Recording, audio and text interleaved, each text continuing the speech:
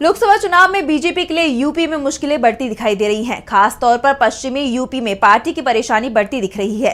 ठाकरों की नाराजगी के चलते पहले से ही पार्टी बैकफुट पर थी और अब पार्टी के विधायक ही बीजेपी उम्मीदवार का विरोध करने लगे हैं, जिसके बाद बीजेपी की मजबूत सीट भी मुश्किल में फंसती दिखाई दे रही है। बीजेपी ने फतेहपुर सीकरी लोकसभा सीट से राजकुमार चाहर को प्रत्याशी बनाया है। चाहर 2019 में इस सीट से चुनाव जीते थे। पहले संकेत मिल रहे थे कि बीजेपी उनका टिकट काट सकती है। बीजेपी विधायक चौधरी बाबूलाल इस सीट पर दावेदारी कर रहे थे। वो 2014 के लोकसभा चुनाव में यहां से चुनाव जीत चुके हैं, लेकिन बीजेपी ने बाबूलाल की दावेदारी को किनारे करते हुए चाहर पर ही दाव लगा दिया। लेकिन पार्टी के फैसले के खिलाफ बाबूलाल के परिवार ने बगावत कर दी है। बीजेपी विधायक बाबूलाल के बेटे रामेश्वर चौधरी ने विरोध का बिगुल बजा दिया है। उन्होंने निर्दलीय पर्चा भरकर चुनाव लड़ने का ऐलान कर दिया है। चौधरी बाबूलाल भी अपने बेटे के पक्ष में खुलकर सामने आ गए। उन्होंने कहा कि उनकी जान भले ही चली जाए, लेकिन वो राजकुमार चाहर का समर्थन नहीं कर सकते।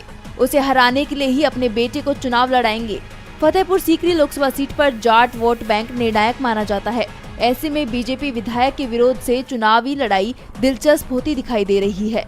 फतेहपुर सीकरी लोकसभा सीट साल 2009 में अस्तित्व में आई थी। 2009 में यहां से बीएसपी की सीमा उपाध्याय चुनाव जीती थी। उन्होंने कांग्रेस के राज बब्बर को मात दी थी। इसके बाद 2014 के लोकसभा चुनाव में यहां से बीजेपी के चौधरी बाबूलाल चुनाव जीते। 2019 में पार्टी ने बाबूलाल की जगह राजकुमार चाहर को टिकट दिया। माना जाता है कि तभी से राजकुमार चाहर और बाबूलाल के बीच पाला खिंच गया था। दोनों एक दूसरे के प्रतिद्वंदी माने जाते हैं।